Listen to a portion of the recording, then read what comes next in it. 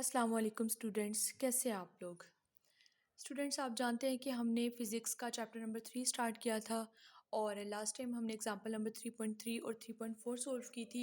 आज हम इस चैप्टर का एक बहुत ही इंपॉर्टेंट लॉन्ग क्वेश्चन डिस्कस करने जा रहे हैं, principle of conservation of momentum. So let's start this. The collection of objects is known as a system. क्या मतलब हुआ इस बात का कि anything that is under observation, हर वो चीज़ जो कि अंडर ऑब्जर्वेशन होती है उसको सिस्टम कहा जाता है। फॉर एग्जांपल, आप किसी भी चीज़ को समझने की कोशिश करते हैं, किसी भी मोशन को, किसी भी चीज़ को, वो कोई भी चीज़ हो सकती है। जैसे फॉर एग्जांपल, अगर एक मोटर बाइक है, वो मोशन में आप उसकी मोशन को स्टडी करते हैं, या कोई भी आपके पास चीज़ हो सकती है, अगर आप उसको समझने की कोशिश करते हो, आपकी वो ऑब्जर्वेशन के अंडर है, तो उसको सिस्टम कहा जाता है। If no external force acts on any object of the system, अगर उस सिस्टम के अंदर जितने भी ऑब्जेक्ट्स हैं उसके ऊपर कोई एक्सटर्नल फोर्स, कोई भी एक्सटर्नल फोर्स का मतलब है कि कोई भी बैरूनी उस पर फोर्स अमल नहीं करती, it is known as an isolated system. तो इस तरह के सिस्टम को आइसोलेटेड सिस्टम कहा जाता है। तो यहाँ से आपने आइसोलेटेड सिस्टम की डेफिनेशन भी कर लेनी है कि ऐसा सिस्टम जिस पर कोई एक्सटर्नल फोर्स अमल ना करे उसको आइसोलेटेड सिस्टम कहा जाता है। Consider a system of two balls. अब हम एक सिस्टम ले रहे हैं जिसके अंदर टू बॉल्स हैं, यानी कि जैसे ये दो balls of message M1 and M2, और उन जो जो बॉल्स हैं उनके मैसेज हैं M1 एंड M2। जो बॉल M1, ये वाली है बॉल M1, यानी इसका मैस M1 है, और ये दूसरी बॉल है और इसका मैस M2 है। Suppose that the balls are moving with velocities V1 and V2। वो कह रहे हैं फर्ज करें कि दोनों बॉल्स वेलोसिटी V1 और V2 के साथ मूव कर रही है along a straight line in the same direction, एक सीधी लाइन के अलोंग सेम डायरेक्शन में।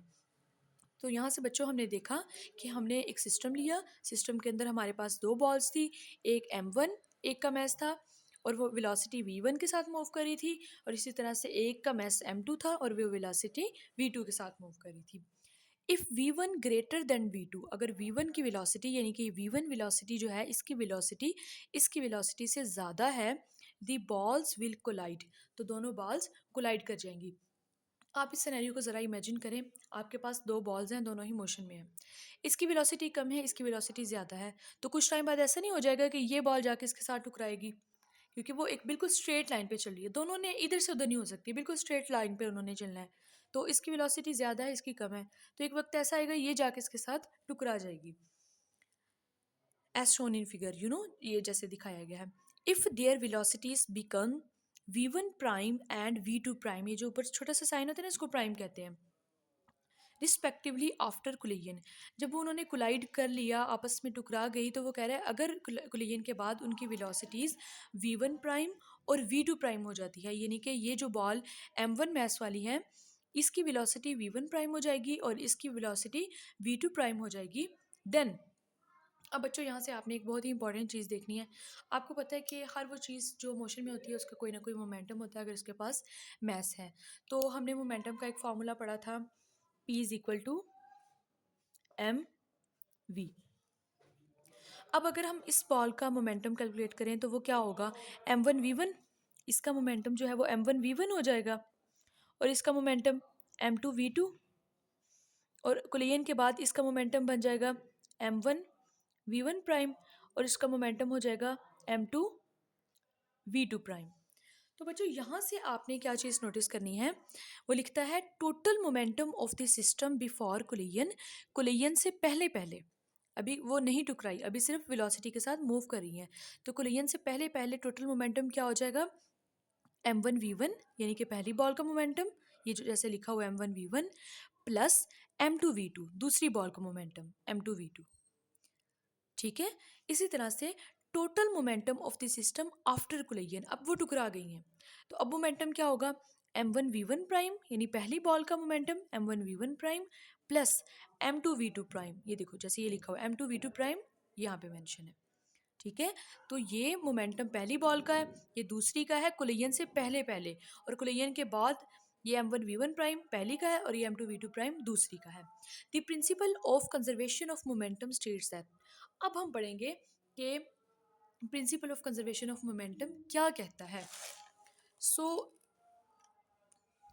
according to the principle of conservation of momentum, if no external force acts on an isolated system, अगर हमारे पास एक सिस्टम है और उस पर कोई भी एक्सटर्नल फोर्स अमल नहीं करती, the total final momentum of the system, उस मोमेंटम का, उस सिस्टम का फाइनल मोमेंटम मतलब ये वाला मोमेंटम, ये वाला कोलिजन के बाद वाला मोमेंटम, ये वाला momentum is equal to the initial total momentum of the system, उस मोमेंटम के, यानी कि उस सिस्टम के इनिशियल मोमेंटम के बराबर होगा। इनिशियल मतलब कोलिजन से पहले वाला मोमेंटम, यानी कि ये वाला मोमेंटम। तो law of conservation of momentum क्या है कि ये वाला momentum m1v1 prime plus m2v2 prime equal होता है m1v1 प्लस m2v2 के। सो इसी को हम इस तरह से मैथमेटिकली भी लिख लेते हैं। This means that total momentum of the system before collision m1v1 plus m2v2 is equal to total momentum of the system after collision m1v1 prime plus m2v2 prime। तो स्टूडेंट्स ये था हमारा law of conservation of momentum. अब हम एक example लेंगे और इसको मज़ीद अंडरस्टैंड करने की कोशिश करेंगे। सो आपने हेडिंग यहाँ पे एग्जांपल की दे देनी है, फिर आपने कहना है let us consider the collision of two identical balls. Identical ball, identical का मतलब सेम, वो कह रहे हैं हम दो सेम बॉल्स लेते हैं, उनकी कोलिजन को अंडरस्टैंड करते हैं, in which the second ball is at rest, और जो दूसरी बॉल है यानी ये वाली बॉल जो है वो रेस्ट पर है। बच्चों हमारे पास हमने दो बॉल्स ली, दोनों आइडेंटिकल बॉल्स हैं, ये वेलोसिटी v1 के साथ मूव कर रही है जबकि ये रेस्ट में है। तो आप खुद सोचें अगर ये दोनों एक रास्ते में पड़ी हुई हैं स्ट्रेट लाइन में, ये रेस्ट में है और ये मोशन में, तो ये जाके इसके साथ टकराएगी, ऐसे ही होगा ना। तो यही चीज़ यहाँ पे हो रही है। When there is collision of two balls, जब दोनों बॉल्स के दरमियान कोलिजन होगी, there is a transfer of momentum from one ball to another, तो इनके दरमियान मोमेंटम का ट्रांसफर हो जाएगा। क्या मतलब, देखो ये v1 के साथ मूव करिए तो इसका मोमेंटम होगा m1v1 और इसका मोमेंटम होगा m2v2, लेकिन इसकी v2 ज़ीरो है तो इसका मतलब ये है कि इसका मोमेंटम जो है वो ज़ीरो हो जाएगा और इसका मोमेंटम हमारे पास m1v1 है। अब क्या होगा जब ये कोलाइड कर लेगी, जब दोनों आपस में कोलिजन हो जाएगी, तो क्या हो जाएगा, जो इसका मोमेंटम है m1v1 है वो इसका हो जाएगा, मतलब ये मोशन में आ जाएगी, और जो इसका मोमेंटम है मतलब ज़ीरो है वो इसका हो जाएगा। तो बच्चों यहाँ से हमें अभी तक ये समझ आ रही है कि अगर दो बॉल्स हैं, एक की वेलोसिटी v1 है और दूसरी रेस्ट में है, तो जब वो कोलिजन करेगी तो जो पहली मोशन में है वो रेस्ट में आ जाएगी और जो रेस्ट में है वो मोशन में आ जाएगी। इसको पढ़ लेते हैं, अभी समझ आ जाएगी। The ball at rest gains momentum, ठीक है, ये जो रेस्ट वाली बॉल है वो मोमेंटम ले लेगी, उस तक मोमेंटम मोशन वो स्टार्ट कर देगी, एंड स्टार्ट्स मूविंग, और वो मोशन स्टार्ट कर देगी। वेयर एस, जबकि द स्ट्राइकिंग बॉल, फिर आप कट कर देना, द स्ट्राइकिंग बॉल, ये हम करेंगे इसके बाद कम्स टू रेस्ट, ये वाला उसके बाद होगा, the striking ball comes to rest, वो जो टुकराने वाली बॉल थी वो रेस्ट में आ जाएगी। तो यहाँ तक आपने करना है। सो फिर आपने यहाँ पे लिखना है so the total momentum of the two balls after collision remain the same as total momentum before collision. तो यहाँ से हम देख सकते हैं, देखो बच्चों इनका टोटल मोमेंटम अगर आप कोलिजन से पहले फाइंड करो, इसका मोमेंटम m1v1 था और इसका मोमेंटम m2v2 था, सॉरी ज़ीरो था। इसका मोमेंटम m1v1 और इसका मोमेंटम m0, तो ये टोटल मोमेंटम m1v1 निकलेगा ना जब हम इन दोनों को जमा करेंगे बिफोर कोलिजन। जब आप इनको जमा करेंगे, ये m1v1 है और ये ज़ीरो है, जब आप इन दोनों को जमा करेंगे तो ज़ीरो में कोई भी आप चीज़ जमा करते हैं दोबारा m1v1 आ जाता है। इसी तरह अगर आप मोशन यानी कि जब वो कोलिजन कर लेंगे, तो अब ये जो पहले ये वाली पहले मोशन में थी, अब इसका मोमेंटम ज़ीरो हो जाएगा, ट्रांसफ़र हो जाता है ना मोमेंटम का, और इसका मोमेंटम क्या हो जाएगा m1v1। तो देखिए कोलिजन से पहले ये वाला मोमेंटम है, तो ये टोटल जब दोनों का किया है तो m1v1 ही आया है। कोलिजन के बाद ये वाला मोमेंटम है, जब इन दोनों को आप जमा करोगे फिर भी आपके पास m1v1 ही आ जाएगा। तो इसका मतलब है कि कोलिजन से पहले और कोलिजन के बाद मोमेंटम सेम रहता है, तो वो यही बात कह रहा है। नेक्स्ट देखो बच्चों, एक बहुत ही इंपॉर्टेंट इसमें चीज़ है, the principle of conservation of momentum is applicable not only to macro objects. वो कह रहे हैं ना सिर्फ ये मैक्रो ऑब्जेक्ट्स के लिए एप्लीकेबल है but also for micro objects, बल्कि ये माइक्रो ऑब्जेक्ट्स के लिए भी एप्लीकेबल है, लाइक एटम्स एंड मॉलिक्यूल्स। बच्चों मैक्रो और माइक्रो ऑब्जेक्ट्स क्या होते हैं, अगर आपको पता है तो ये एक अच्छी बात है, नहीं पता तो थोड़ा सा इसको ब्रीफली देख लेते हैं। मैक्रो ऑब्जेक्ट्स ऐसे ऑब्जेक्ट्स होते हैं जो इंसानी आँख से हम देख सकते हैं, जैसे आपके सामने सारी वो चीज़ें जो आपकी आँख देख सकती है, तो वो मैक्रो ऑब्जेक्ट्स। और माइक्रो ऑब्जेक्ट्स बिल्कुल छोटे लेवल पे होते हैं, जैसे एटम्स, मॉलिक्यूल्स वगैरह, उनको हम ऐसे देख तो नहीं ना सकते। उनका साइज़ बहुत एटम का साइज़ 10⁻⁹ यानी कि उस रेंज में होता है, तो फिर हम उसको देख नहीं सकते।